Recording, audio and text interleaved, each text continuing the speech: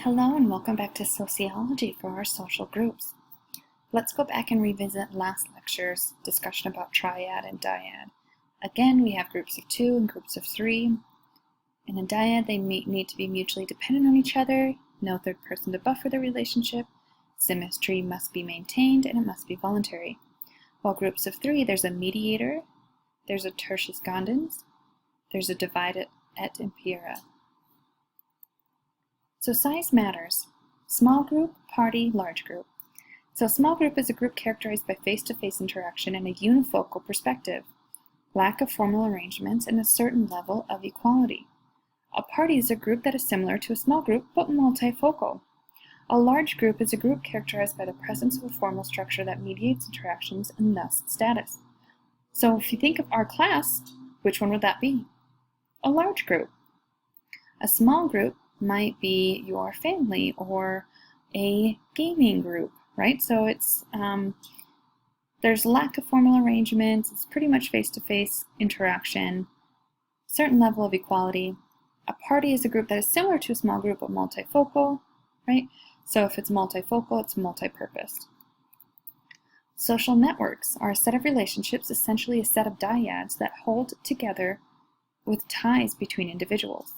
A tie is a set of stories that explains our relationship to other members of our network. A narrative is the sum of stories contained in the set of ties. So a tie, right, so as student and teacher, our ties are through Front Range, right? So you have one tie. If you have a best friend in our classroom, you have multiple ties, right? So not only do you have a tie through our classroom, but you have a tie through all of the other stories that explain your relationship. A narrative is the sum of all of those. Oops, sorry. So then embeddedness is the degree to which ties are reinforced through indirect paths within a social network. The strength of weak ties. So when weak ties might be valuable because you might gain new information. So embeddedness, you and your best friend in the class have a much higher embeddedness than me and you, or you and I, because we are new to each other and we only have one tie, which is this class. But because we have a weak tie, I might be able to introduce you to new individuals or a new job or new classes. So you might gain new information through me because we don't have such strong ties and you haven't been able to exhaust all of my different information or your different information. A structural whole is a gap between network clusters or two individuals if those individuals have complementary resources, right? So if I have another friend who also teaches at Front Range, who is also a sociology professor, we have a lot of complementary resources, so we might not be able to gain new information from each other.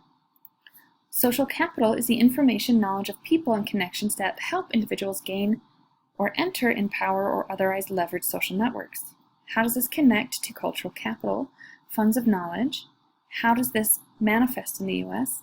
And how does this relate to high and low culture, right? Back from the last chapter.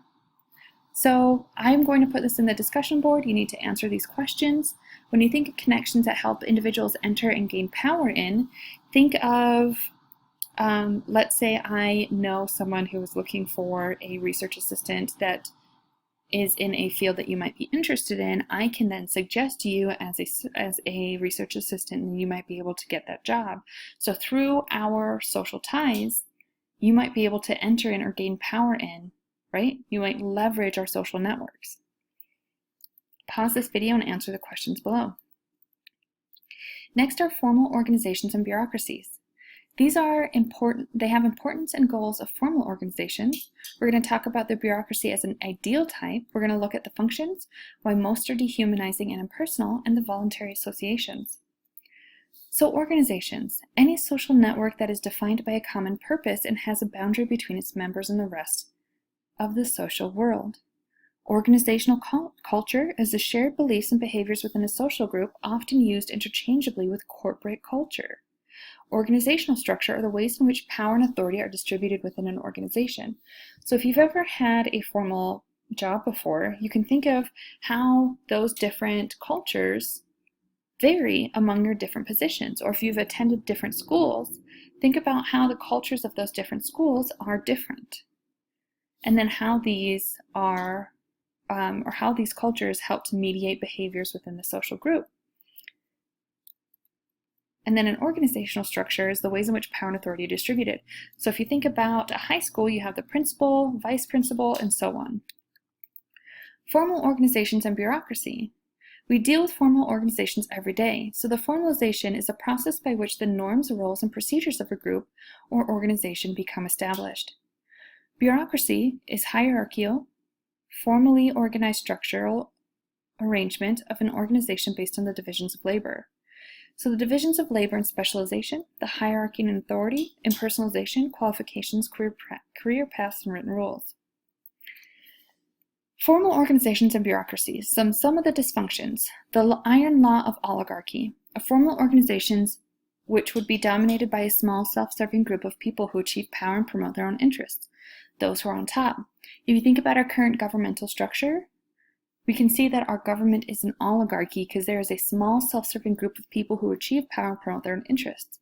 When you think of corporate organizations, you can also think of board of directors or the individuals who own it or the stockholders, right?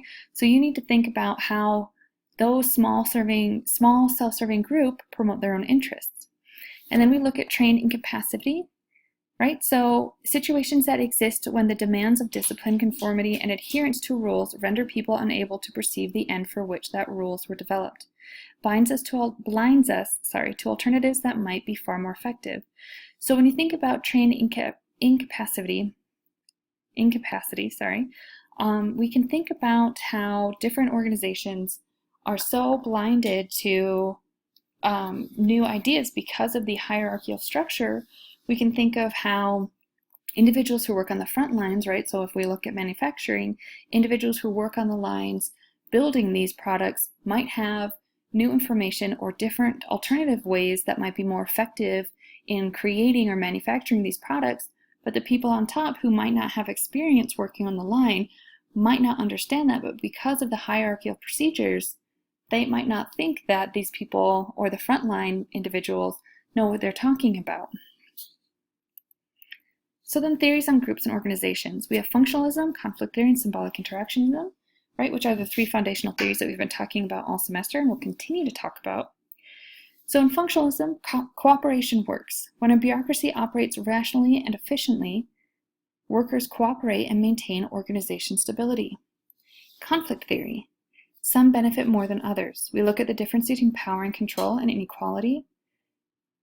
Symbolic interactionism, people define and shape their own situations, where focus on interpersonal relationships, individual perception and definition of situation shape, and group dynamics.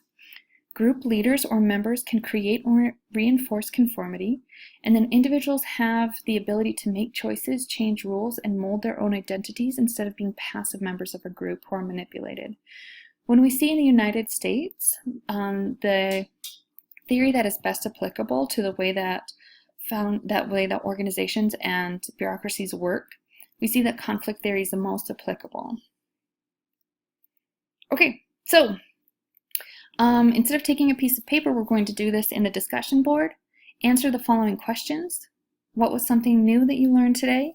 Summarize the following terms in 1 or 2 sentences in your own language.